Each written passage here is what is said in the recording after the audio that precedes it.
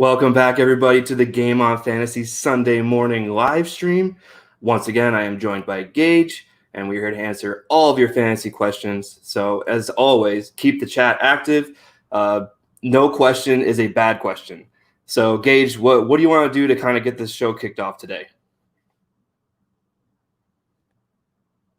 Maybe unmuting yourself would start, Gage. All right, so Gage doesn't have his microphone plugged in, so I'll talk for him. And so then he can kind of jump in. Hear me now? We're off to a roaring start this morning. Yeah, we're really killing it. I pressed the unmute button. It didn't work. First, we're going to start off with a question I just got in on my Twitter that is kind of giving me some trouble here. So he's asking if I need to make any changes to his lineup. He's got Tyler Boyd, Kenny Golladay, Russell Gage all on his bench right now. His receivers that he has in over him, he's got Nuke, so you're playing Nuke, but then he's got Deontay Johnson and Robert Woods in those other two spots. I'm having trouble not playing Tyler Boyd and Kenny Golladay over Johnson and Woods. Like, are you thinking the same thing or something different? Nope. I think that Johnson and Woods are the plays there.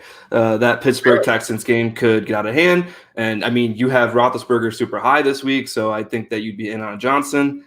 Even with Juju playing, which it looks like he probably will. So then Woods is still the wide receiver one in Los Angeles, even if Kupp is there and healthy. So you're looking at Woods and Johnson. I think that's a good play because Galladay's got the injury.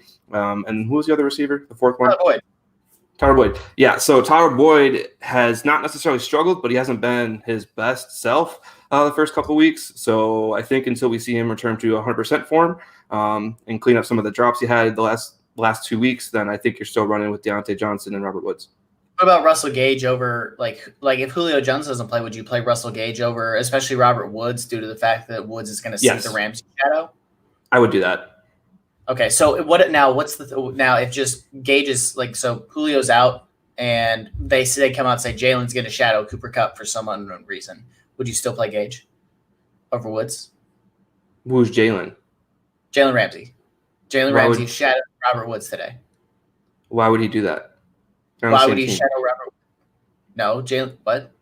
No, it's Tre'Davious White. Whatever. Jeez, man, there you go. A rough morning. I knew what you were trying to say. I just wanted to get you to say it. So I don't know if they'll do that. The Bills typically don't travel Tre'Davious White. So I mean, Trey White shadowed last week. He shadowed Devontae Parker, and but I think he's the only real receiving threat in Miami. You have Preston Williams, but I just don't think that Tre'Davious White is going to travel this week. I think that you're fine playing either one of Woods or Kupp, but if there is a better option like Russell Gage with no Julio Jones, I am definitely playing Russell Gage with no Julio Jones. Fair enough. All right, so keep the questions coming. We'll get to them in a minute. Gage, why don't you kind of start the show? Normally we kind of do this at the end, but why don't you start out the show with some of your DFS plays, and we can kind of hit on these as we go throughout the show today. Some of my DFS plays. First one is Kyler Murray. If you're looking to spend up a quarterback and you want to get a stack, him and Duke Hopkins is just a great play this week. 6,800 for Murray is one of the more expensive QB prices on the week. It's number 4 behind guys like Russell Wilson, Dak Prescott, Josh Allen, but I still like him at that price point. I just think that he's going to throw a lot. This Detroit defense has looked just awful through 2 weeks. They haven't shown me anything that makes me think they can slow down this high-powered Arizona offense. So I really like Kyler Murray. If you're looking to spend down a little bit, Justin Herbert at 5,900 is who I would go with. He's playing against Carolina, who has no real secondary. He's got good weapons on the outside: Mike Williams, Keenan Allen, Hunter Henry, Austin Eckler might get some more work finally. I know we're all hoping for it because he deserves it. He showed last year he could be a RB1. So if you're looking to pay down there, him, and then maybe stack him with Keenan Allen, or if you want to go a little cheaper, I think Mike Williams is like $4K this week, so that's a really cheap stack right there. For running back, like if you don't want to pay up for the very top guys like Zeke and Derrick Henry, Jonathan Taylor for Colts. That's 7K. That's still expensive, but he's getting RB1 workload. And last week he made Nyheim Hines disappear after Nyheim Hines was such a big part of the offense in week 1. So for 7K, I think you're honestly still going to get a discount there. This is similar to like CMC last year. When CMC was anything other than 10K, he was a discount. That's how I feel about Taylor this week. I actually give you 2 discount options at running back this week. Devin Singletary and Jerick McKinnon. They're both 4,900. They're both their lead backs. Zach Moss is out. Raheem Mostert and Tevin Coleman both out. So you're getting starting running back production out of both guys. They don't have perfect matchups. And with quarterback injury to Jimmy G, the offense could look different. But I think that McKinnon sees a lot of work and Singletary the same way. Receiver, I already said Nuke is a good option. 7,900 still feels like a discount to me. I'm all about it this week. Curtis Samuel, we'll talk about him a little bit more later, but getting him for 4K, I think he sees a big uptick in his workload with the absence of CMC. So I really like him at that point. He only has to get you 12 points to achieve value for the day. So I like that there. And also, David Moore, $3,600. He is the clear third option in Seattle among receivers, but he's going to get a ton of work. This game figures to be, I think it'll be the highest scoring game of the week. Neither of these defenses are going to slow anybody down. Mike McCarthy for Dallas has already come out and said, we're not going to try and slow Russell Wilson down. We're just going to try and keep pace. So there's just going to be points galore. I think David Moore gets into the end zone at least once. He's got big playability, caught a 36-yard touchdown last week. He can give you good production for a cheap price. Wrapping it up with tight ends, we got Jordan Reed for 4K and Logan Thomas for 3,700. Jordan Reed was good last week. They don't have anybody else to throw to on this offense. All he has got to do is get you 12 points, and that's easy. He's got to get 60 yards and a touchdown, or 3 catches for 30 yards and a touchdown, and to achieve value for you today. Jordan Reed there. Logan Thomas, it's Terry McLaurin, and then Logan Thomas, Steven Sims, if you're still on that train. I am, because I don't have any other receiving options in one of my leagues. But Logan Thomas, he's been featured through 2 weeks. I think he's going to have a good week against Cleveland, who's got a big weakness at safety. And then if you're looking to spend up a tight end, 5,200 for Jonnu Smith. A.J. Brown's out. Corey Davis is there. But then after Corey Davis, it's Jonnu Smith is the next receiving option. So that's kind of my DFS plays this week. If you have any questions, drop them in the chat. Drop them on my Twitter or wherever.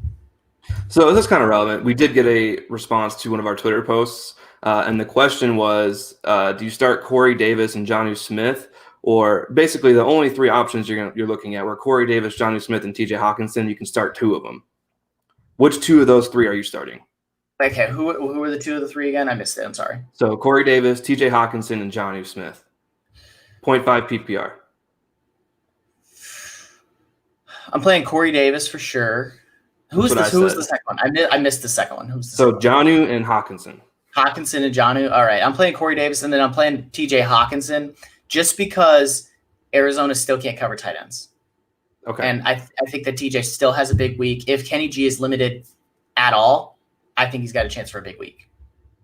No, I completely agree. I think that Hawkinson's the play as well, just because, I like to equate it to putting hands in the cookie jar, and the Titans is one cookie jar. So if you're pulling, there's just less opportunity there if you're playing both guys. Obviously, I think that the Titans offense will be successful this week, but I'd rather look into a different cookie jar for those opportunities. So let's move on then to our surprises of the day. Should be surprises of the week, really, but why don't you start with yours, Gage? I got T.Y. Hilton as a wide receiver 1 this week. I don't think I ranked him as that, on our published rankings, but in my head and, if I'm telling people advice, T.Y. Hilton, I think, can be a wide receiver 1 this week. The Jets have no secondary. The only thing they do well is stop the run. I know I just boosted up Jonathan Taylor. I think Jonathan Taylor still has a good day, but with Paris Campbell out, I think that T.Y. Hilton and Phillip Rivers finally connect and just get 1 or 2 big plays, and that's when he blows up and finally has that good week we've been hoping for. So I think that T.Y. Hilton can have a good week, and if you're looking to play, if you're playing DFS, I like his price in DFS. He's only $5,600. You're getting him over, for reference, Cortland Sutton is still priced higher than him right now at $5,800. I understand that the prices don't adjust, but so you're getting a guy that's a wide receiver 1 on his team for a super discounted price. I think he's got a chance for a big week here. I completely agree, and especially with the absence of Paris Campbell. How good is Michael Pittman Jr. going to be? We don't know yet. Zach Pascal is just a guy. So T.Y. Hilton is going to be the number 1 wide receiver there. If they decide to use Nyheim Hines, maybe he can get some work. But I still think T.Y. Hilton is going to get all of the deep shots for this Colts offense. And so we saw what Phillip Rivers could do for guys like Mike Williams. And so I've been waiting for the breakout game for this Colts offense, and I think that we could see something like that this week. So not a bad option there with T.Y. Hilton. Let's move on to mine. For me, I actually have a Packers-related one. So assuming Devontae Adams does not play, Marquez Valdes-Scantling will be your wide receiver one in Green Bay for fantasy purposes this week. I've been pretty vocal about his ability to get open. He just needs to kind of finish the plays. And so once he starts doing that, I mean, Rodgers is still throwing to him. He doesn't have much of a choice. There's nobody behind him other than Lazard is up there with him. But then you have Malik Taylor, especially if Devonta Adams isn't playing today. You have Darius Shepard as your wide receiver 4. So it's going to be the Lazard and MVS show today. And I just believe that there's going to be an opportunity for MVS to really put up some legitimate fantasy points this evening against the Saints. So moving on now, let's get into duds. I can go with mine right away. Ravens and Chiefs is going to be a defensive game and does not live up to the fantasy expectations. We talked about this on Friday. I have a feeling, I guess you can call it a gut feeling, that these defenses are underrated and that they're going to figure each other out. And it's just going to be a 27-20 final score. And it's going to be a good game. Like, you can still start all your pieces here, but at the same time, it's going to be disappointing in terms of what we actually expect the game to be. And so, Gage, what was your dud of the week? My dud of the week is I think the Titans-Vikings game. So currently the Titans are only 2.5-point favorites, and I don't think that's enough. I think the Titans have shown they're a better team. I don't think the Vikings have shown that they're good at all. And I think that game is going to be a huge blowout. I think Minnesota is going to run up the score. That's why I have Derrick Henry ranked so highly this week. I like Corey Davis a lot, like Jonnu Smith a lot. Even Ryan Tannehill has good value this week, and he's only 5,900 in DraftKings, similar to Justin Herbert. So if you're wanting to spend down there, you can go Tannehill and Corey Davis stack. I don't have any reason to believe in Minnesota. They haven't given me any reason to believe in them. They've been bad through 2 weeks. Outside of garbage time against Green Bay, they have looked absolutely terrible and like one of the worst teams in football. Now with Anthony Barr is out for the year with his injury. I think this game's going to get out of hand in a hurry, and it's not going to be good for anybody involved. I completely agree. I mean, the line in this game is crazy. I don't understand how Tennessee is only 3-point favorites. That's a slap in the face to them. So just a little quick note, keep the questions coming. We'll get to them shortly.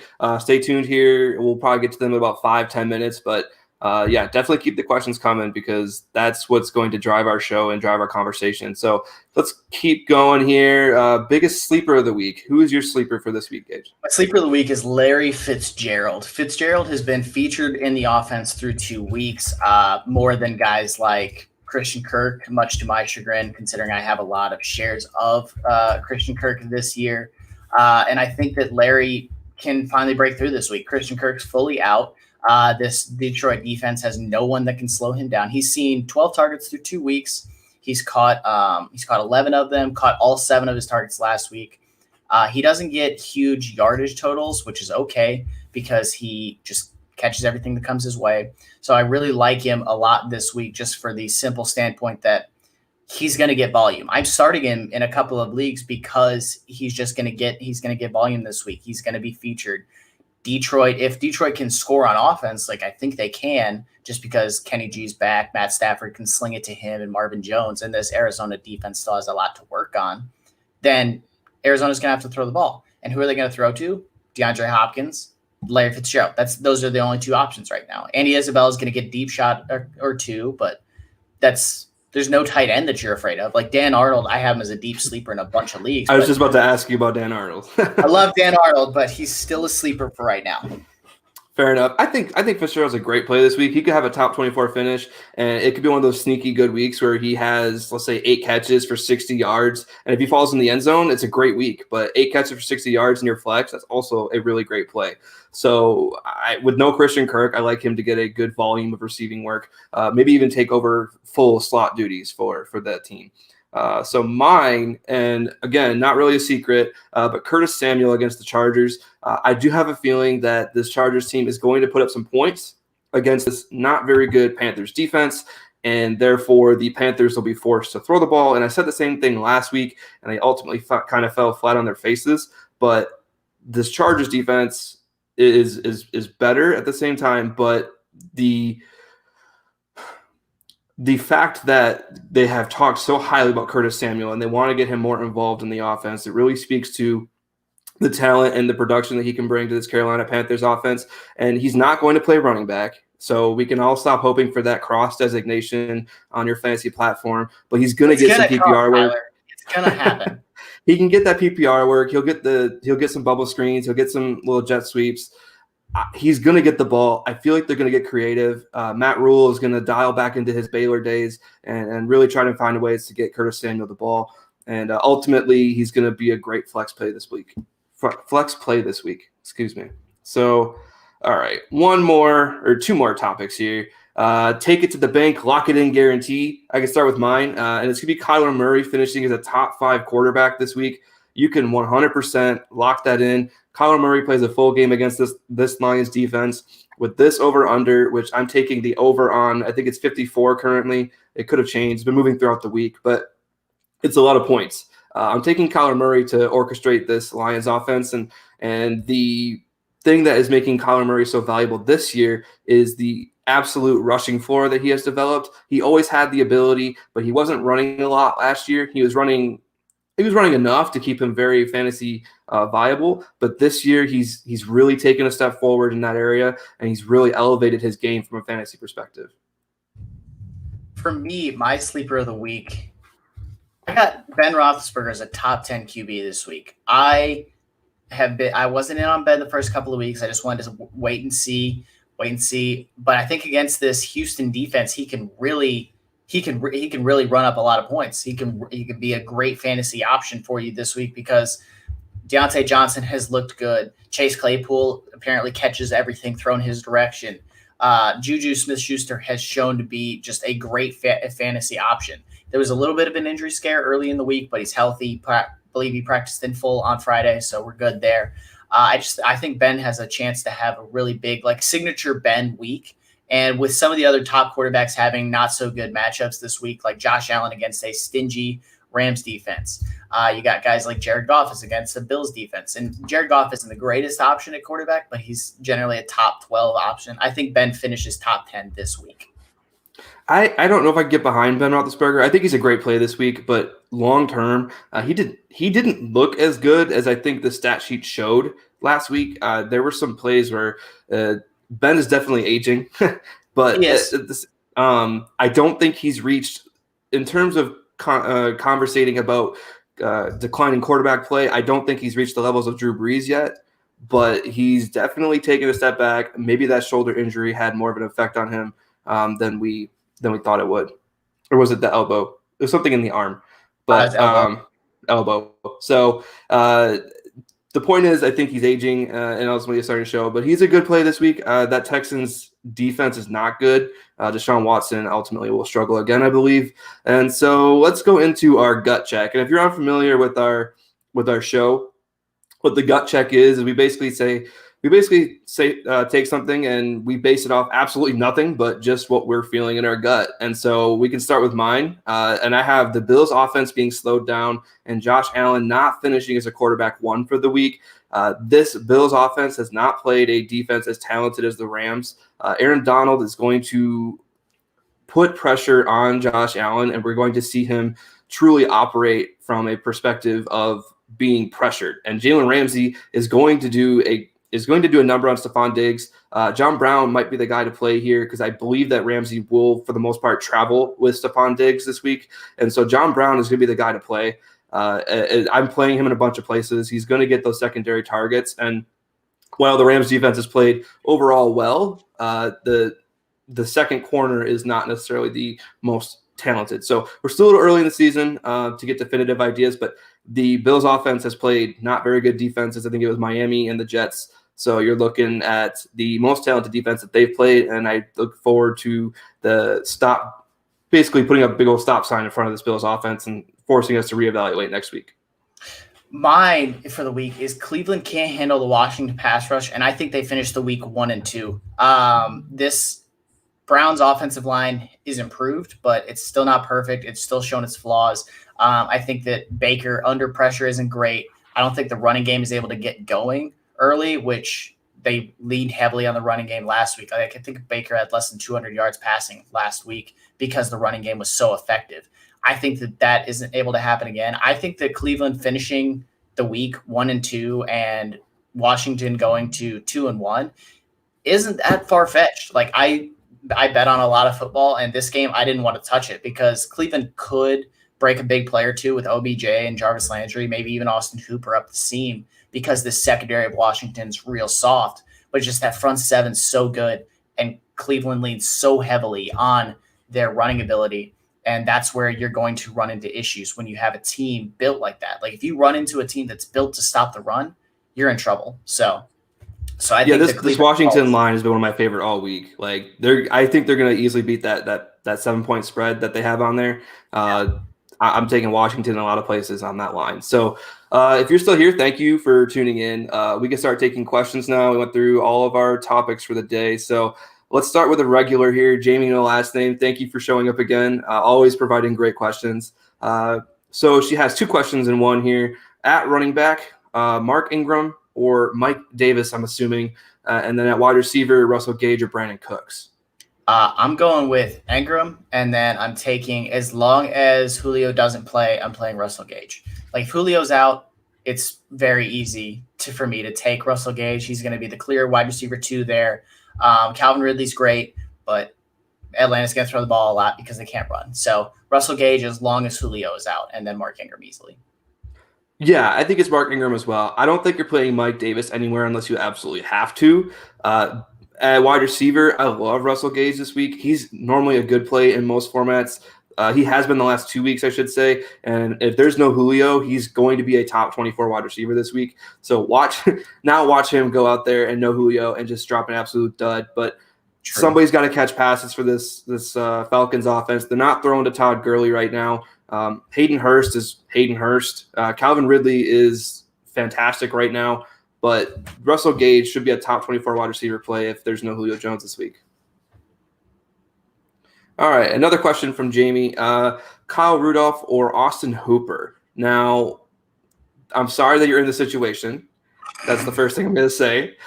So it's not ideal because both tight ends really aren't getting a ton of value in terms of production. They're not getting any targets.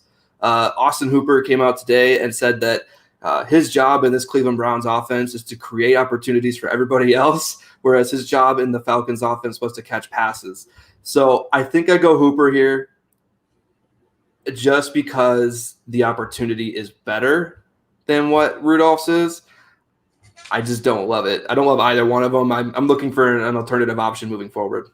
I'm taking Hooper as well. I'm not happy about it, but I don't have a choice. So Hooper is who I'm going with. I don't like Rudolph as a fantasy tight end. I know he's been like a tight end or top 10 tight end for the last decade just because he catches enough touchdowns every year. But I'm taking Hooper, hoping he catches something up the seam and breaks one for a big game. But that's my hope. I'm with Tyler here. I don't want to play him if I don't have to, but that's who I got. I'm playing Hooper. I'm going to take the next one up here. I got Mason. So Mason Martin, Mason, that's a cousin of mine's boyfriend. Thanks for being here, man. Do you think Tony Pollard or I assume Dalton Schultz in a flex spot in a 16-team league? I'm taking Dalton Schultz. Schultz is a tight end 1 for me. It was a tight end 1 last week. He is, I think I have him ranked as a tight end 1 again this week. Tony Pollard's still a backup running back. I don't know if Schultz has quite as good of a week, but I want all the pieces in this Dallas game, apparently except for Tony Pollard. So Schultz for me. I completely agree. The Blake Jarwin was getting targets before he got hurt. He was really realizing the potential that Mike McCarthy actually likes to use tight ends in his offense. He tried to do it in Green Bay. It just never really worked out the way that he wanted it to. I believe McCarthy wants to use tight ends. Schultz had something like 10 targets last week or something like that, maybe 11. It was a lot of targets. And so I'm playing Schultz here. The opportunity is too good in a game that is going to be just points galore everywhere.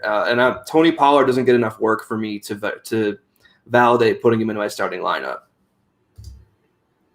All right, next question here. We got Antone returning from last week.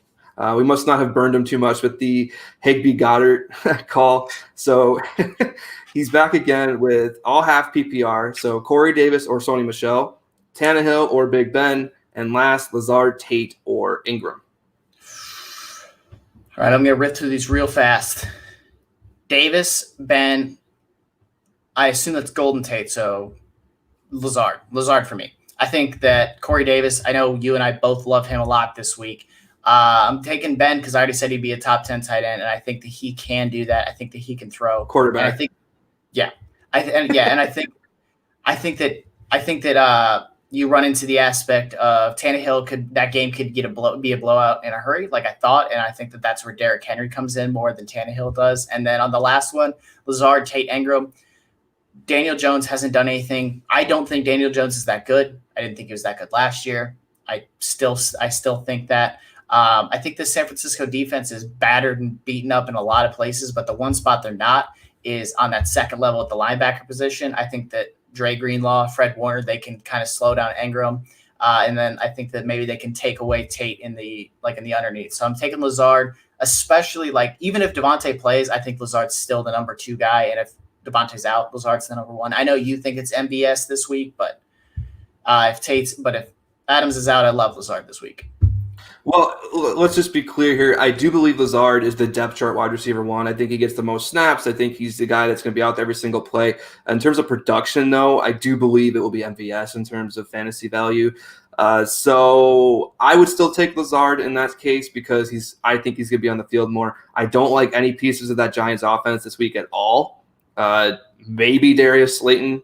Maybe. That's about the only guy I'm taking in that Giants offense. So to answer the other 2 questions, Corey Davis easily for me and Big Ben as well. Another question from Jamie for us. Stafford or Breeze? I'm going Stafford here. Easy call. Yep. Stafford, easy call. Hey, wait, no, we got to go back to a couple that we missed here. One from PJ Hunter. Roethlisberger or Watson? This is an interesting question because I know that this is an interesting one because you think about it, Watson's got the running aspect. He's younger. He's got a bigger arm. He's got good weapons. I think it's close about who's got better weapons between the two sides. But who do you play here? Because I know that you were down on Watson this week. We definitely had this debate. We definitely had this debate on Friday. Yeah, we did. I think you go Watson because of the rushing value. That's solely the reason why I'm going with Deshaun Watson here. I don't love Deshaun Watson this week. I think that, like last week against that Baltimore defense, against the Steelers defense is an even worse matchup for this Texans offense.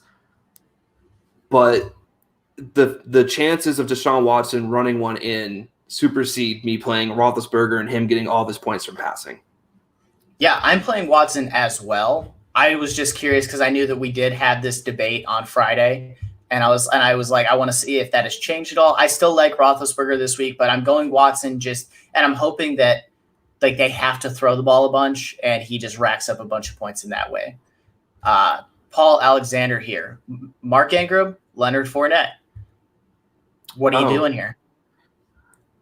I think I go Fournette simply because when we look at this Baltimore Chiefs game, the game could go one of 2 ways.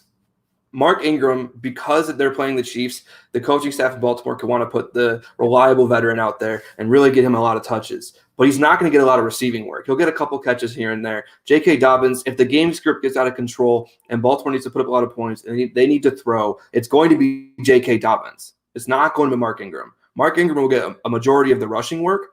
But when I look at this Buccaneers team, I know we recently said that it's the Ronald Jones show until further notice. Well, last week there was notice that Fournette is the more talented runner in that backfield, and this Carolina defense is not good. By the way, it is officially announced that Julio Jones is inactive for today's game. It was just announced by Rap Sheet. All right. Well, then you're playing Russell Gage everywhere. I go put him into my lineup over most people right now. But I think to answer this question, it's very close. I think Fournette has the bigger upside. I think Ingram has the better floor. So I think it really depends on the rest of your lineup. But because it's PPR, I'm going to go Fournette. So here's the one issue I have with that. Bruce Arians openly said this week, Ronald Jones is still the starter. I agree. Fournette is better. Fournette's more talented. He should be the starter. But when the head coach comes out and says, nope, he's not the starter, I can't trust him. I've been fading Fournette all week unless if I have another option, I'm playing the other option. That's why I'm playing Ingram here. Last year against the Chiefs, Ingram had a bananas day. He had 3 touchdowns. I don't think he's going to have 3 touchdowns this time, but I think he can still have a good game because he can run up the middle and really kind of slow this Chiefs offense down. I think that Baltimore wants to try and bleed clock as much as they can, and Mark Ingram's a big piece of that. And I think that this Baltimore defense has the pieces to slow down Mahomes and this Chiefs offense a little bit. So that's why I'm going with Ingram here. I know that he's the guy. That's Fournette, fair. I want Fournette to be the guy, but I don't know that he is. So I can't play him if I have a guy that I know. Ingram's the guy. He's the starter. All right, yeah, you convinced me. I'm going Ingram as well. I changed my mind. Boom. All right, next question here from Kyle Hoffenbecker. Pick 2 players, half-point PPR, Robert Woods, Deontay Johnson, Jarvis Landry, Mike Davis, and Jerick McKinnon. Whew.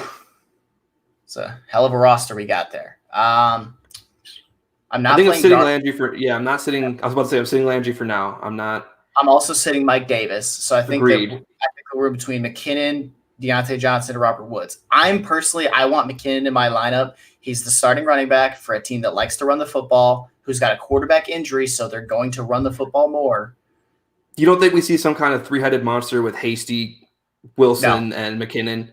I think the Wilson sees snaps. I don't see anything from here's the thing. McKinnon has shown he can they played him last week. When Mostert went down, which was early in the game, McKinnon was the guy. They had McKinnon on the field. He was the one that was getting the snaps. He was the one that was getting the touches. They showed me last week McKinnon's the guy. If there is an injury, they've shown me. I don't have to guess. There's no guesswork involved. I don't have to say, I wonder who's going to get these snaps. No, I know because they told me it's McKinnon. So if I get a starting running back. So you don't think the game script got control? The game script could fall heavily in San Francisco's favor, thus eliminating the need to pass the ball, thus increasing the need to run the ball, thus increasing the snaps for Jeffrey Wilson. No, because I think McKinnon's still better. The only reason McKinnon hasn't played for 2 years is because he kept getting injured. He's on the field. He's healthy. He's going to play. He's going to be the guy.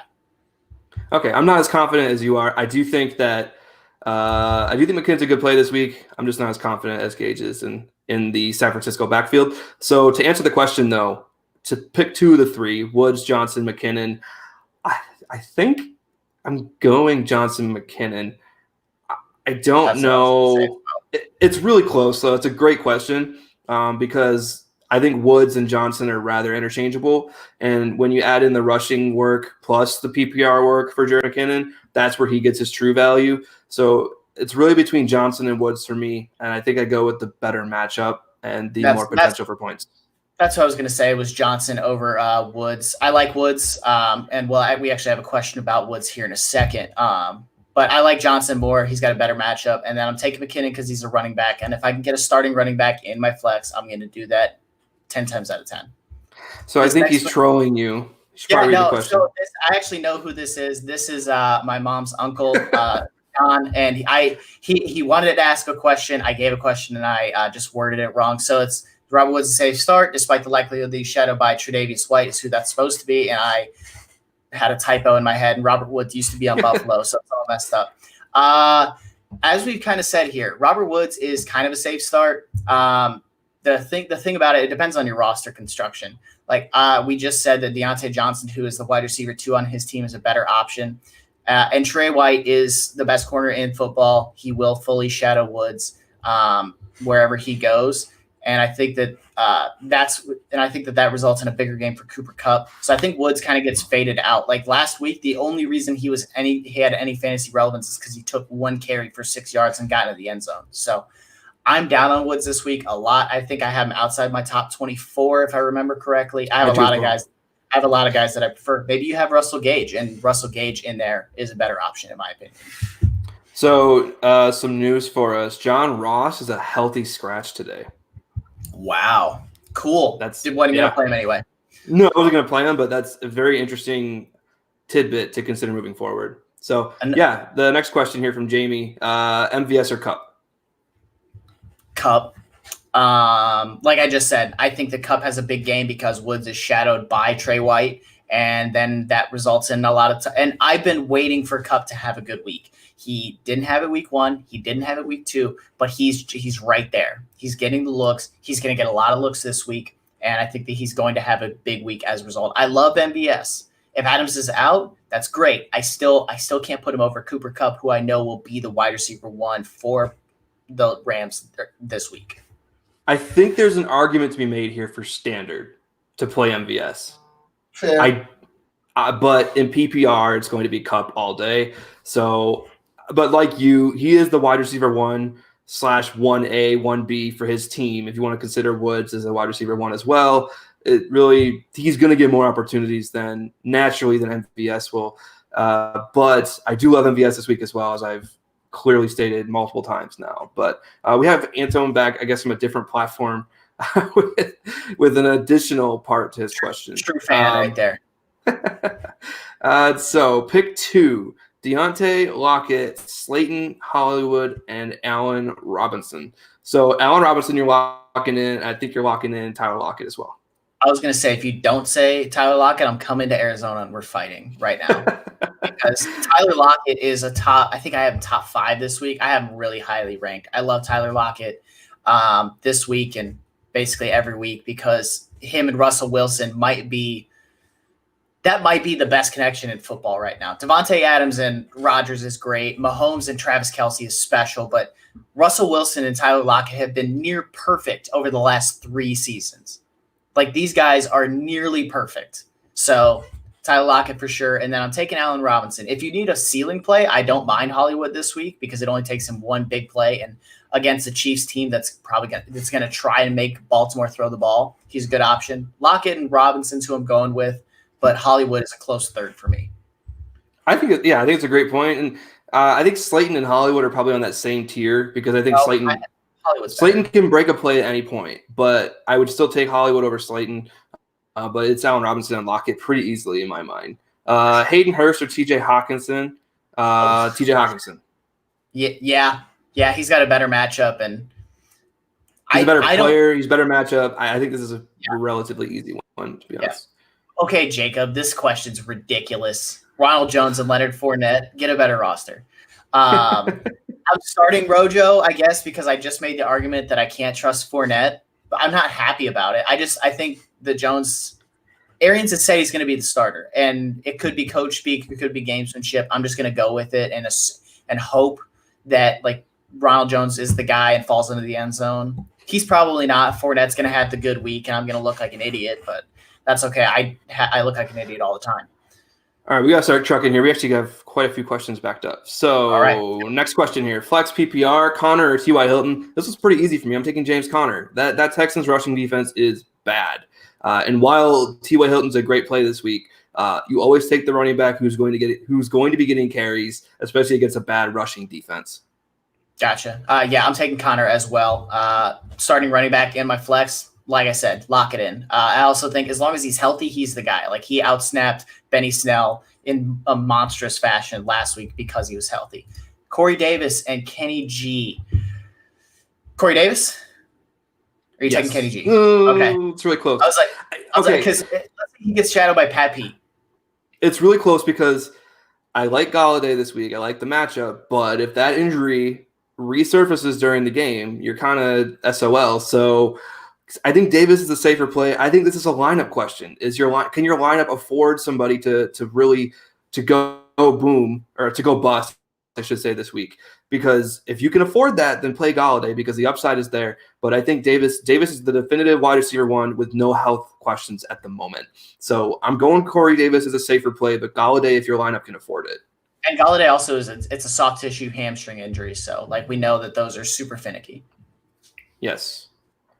We're not going to skip this question. So, who has a better hair in sports radio, Adam Shine or Gage Bridgeford? I feel like we need a picture of Adam Shine here. I had to go Google who Adam Shine was, so I think I win just because I didn't know who that guy was. I mean, granted, he and here's the thing: I do my own hair. That guy probably has people do his hair for him. So I think I win because I do my own. Fair enough. All right, Jared Cook or Dallas Goedert, full PPR. Oh, man, that's an interesting one because we did say Goddard last week in a similar situation, and we got burned. I'm taking Goddard, though. I think that they have a good matchup. Jalen Rager's obviously out, which further elevates the status of Goddard for the week. Jared Cook has a quarterback that looks 40 years old. Like Drew Brees, him and Brady have fought off Father Time for so long, but I think that Father Time is finally catching up to Brees, and I think that Cook is being hurt as a result. You're hoping Cook falls into the end zone versus Goddard, I think, can just be a productive player regardless. So I'm going with Goddard. I'm taking Cook. I think that the matchup's really good for him. I think he's going to be out for blood against Green Bay. So I like Cook this week, and I think our consensus rankings have Cook slightly over Goddard. Honestly, they're both fine plays this week. So the chance Goddard's probably going to give you a solid 5 to 8 points regardless, but Cook could have a 20-point week pretty easily. And I think that's the argument here. I'm sorry? I mean, so could Goddard, but I mean, like Goddard could also have a week like that. Does Zach Ertz finally break out again for 2020? Like, I mean, we have Ertz is 5 and Jared Cook is 8. 8? Okay. Yes, and Goddard is 10. Okay. I mean, I prefer Goddard. I think that Goddard is, even if Zach Ertz has a good week, Dallas Goedert can also have a good week. I don't trust any of the receivers here. I have Greg Ward in a number of leagues because I have no other options because of injuries. But I still think Dallas Goedert can have a good week. And I think that Jared Cook is more you're hoping for touchdowns and big plays versus Goddard, I think, is going to get more volume. So. Okay. I think Cook can get volume without Michael Thomas in the lineup. But let's see here. Another question from Jamie Watkins. Okay, before I touch on Sammy Watkins here, the answer is always no. I'm sorry. I am never going to play Sammy Watkins ever. I don't care if there's a chance of him putting 40 points up some week. I'm not doing it. So to answer your question, if you come back with another Sammy Watkins question, the answer is always going to be no. I'm playing Gallup, Tyreek Hill, and Corey Davis with ease. No, that's Taysom Hill, actually. I believe is it Taysom? I'm kidding. I just wanted to say. Okay, I wanted to make sure, actually. No, I wasn't sure. I had to read it. Yes, Tyreek Hill, Corey Davis, Gallup. No, you're locking in all three of those guys. Love all three of them this week. I think they're all top 24 options for me this week as well. So that's pretty easy money there. Alan Lazard or Mike Williams? Alan Lazard or Mike Williams. Yeah. Is this a PPR format? Because I do believe Lazard is better in PPR formats. Mike Williams better in standard. I think Lazard's better, period, because I trust Aaron Rodgers more than I trust Justin Herbert. Herbert was good last week. Don't get me wrong. I recommended him for DFS this week. Don't get me wrong. But I think Lazard, I can trust his quarterback more. And I think that Lazard is better. Yeah, like you said, better PPR, but Lazard also has big playability. He doesn't have big speed ability like Williams does, but he just has the ability to go and get the ball. And actually, just saw that in there. So, yeah, Lazard for me. Yeah, I think I don't mind Mike Williams in standard, but PPR I am taking Lazard. Just the opportunity is there for him, and you get the better quarterback and a good enough matchup to not really make a difference. So one more question here from him. It looks like Antone. Last one from him: Singletary or Deontay in the flex for half PPR? I'm going Singletary. I stay true to this. Too. I stay true to this. You can get a starting running back in your flex spot. You do it. There's nothing against Deontay Johnson, who's got a good matchup this week. I think that he has a chance for a big week. But I'm getting a starting running back who has no threat to him. Like Zach Moss is out. Devin Singletary's the guy. Last year, and Yeldon's not going to take goal line carries either. Yeah. So when Singletary last year got to be the guy, he was great. So I'm locking in Singletary here. I like Johnson. I just like Singletary more. Yeah, I think that the opportunity is too good for Singletary to really have a good week. The floor is there with the upside as well. Like we said just now, there's nobody steal the goal line carries, which has been Singletary's problem. So I'm playing Singletary and feeling pretty good about it this week. We got time for one more. Let's lock in PJ's questions. This is the last question of the day.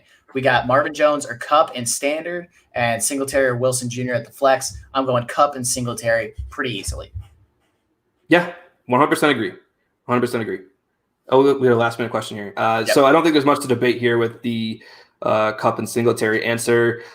So this is something we haven't really touched on. The Devontae Adams injury, while I think he plays tonight, it's a legitimate concern for a lot of fantasy owners and making their lineups, because the chances are, unless you have MVS on your bench and you can flex him in as soon as you find out about Devontae tonight, most people are going to have to play a receiver who's going to play before the Packers game tonight.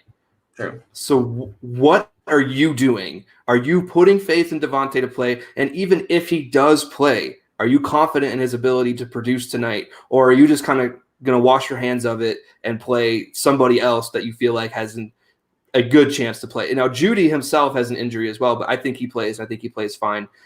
Yeah, I think Judy plays, and if Judy does play, I'm playing him. I hate to leave Devontae on the bench, because if he plays, he's got the potential to be the wide receiver 1 every single week. He just, with his volume and his talent, he's got that ability. But I'm starting Jerry Judy in this scenario because I think Judy plays. I think he does well. I don't think he does great, but I think he does well. I think he's gets good volume and catches a consistent number of balls. It sucks to have to be in this situation. Maybe I get lucky and I have one of the guys in the KC game on my bench. Maybe I have Sammy Watkins on my bench and I leave Devontae in there, and Devontae comes out. Nope, he's not playing. So I put in Sammy Watkins, and then I just hope for the best. But in this scenario, I'm playing Judy because I think he's going to play, and I think he gets you a safe number of points. Devontae might go off on your bench, but that's the risk you run. That's just what you have to deal with here.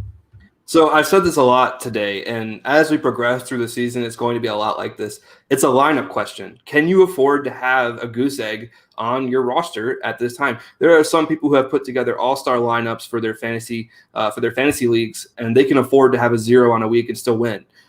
If you can afford that and you can afford the risk, you feel like you have a safe enough lineup where if Devontae sits, then you're going to be fine. By all means, take the risk and play Devontae. Risk it for the biscuit, as Bruce Arians would say. So I think it's a lineup question, but I'm leaning Judy because I just don't – like we talked about the hamstring with Galladay. It's a similar situation. Just if you have a safer option, I'm probably taking it. All right. So, okay. Last question, and then we are going to sign off. Sorry. Last question, and we will sign off here. So Corey Davis or Kenny G, considering the only pivots for Kenny G are Curtis Samuel. Carry on. Now, this is an interesting question because of my love for Curtis Samuel. I don't think we did. Yeah, we did. It was. Yeah. No, I guarantee we had this one, right? It was maybe a different variation, but I think the real question here is: do you play Curtis Samuel or Kerryon Johnson over Kenny G? I don't think so, but Curtis Samuel is an interesting case because of the value that I think he'll provide in terms of the PPR return and the way that they're going to want to move the ball in Carolina. I know. I'm talking about the other part of it. Okay. I mean, I'm not playing Curtis Samuel over either one of those guys, though. That's the thing for me.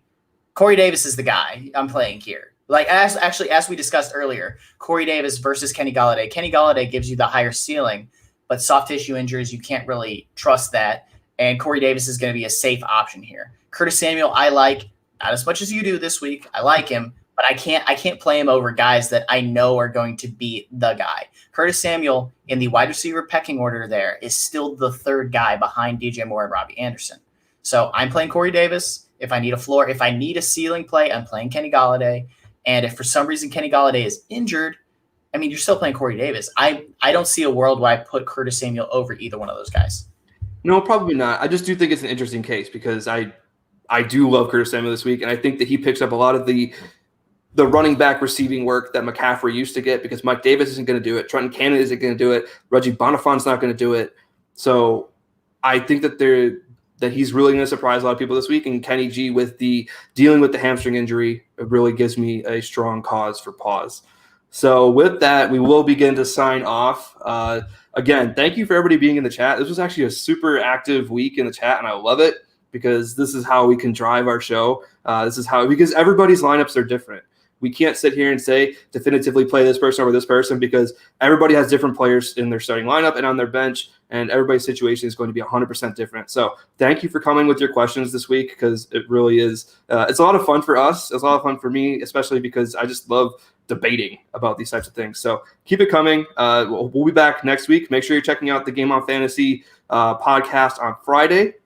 We will be expanding to 2 shows a week. So we will be doing a recap show starting week 5. We'll be doing a recap show recapping the prior week, which we'll release on a Tuesday morning. And then we will be doing a matchup preview show, which will be releasing on Friday morning. So make sure you're checking those out. Stay active on Twitter because the more questions you have, I can't say it enough, the more questions you have, the better the content that we can give you. So please leave us any comments or feedback.